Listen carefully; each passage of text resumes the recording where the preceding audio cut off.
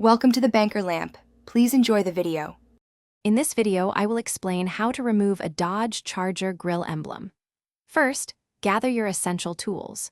You'll need a plastic trim removal tool to protect your vehicle's paint, along with a small flathead screwdriver for those tricky clips.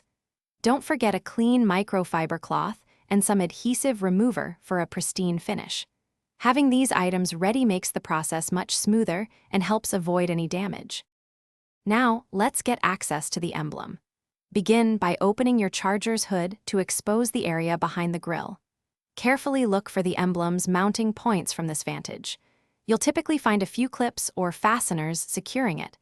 Understanding their location is key to a smooth removal, so take a moment to identify them clearly before proceeding. With the clips identified, it's time to detach the emblem. Use your small flathead screwdriver to gently pry open each clip. Apply steady, even pressure to avoid breaking them. Work your way around the emblem, ensuring every clip is released. Once all fasteners are free, carefully pull the emblem straight away from the grille. It should come off without excessive force.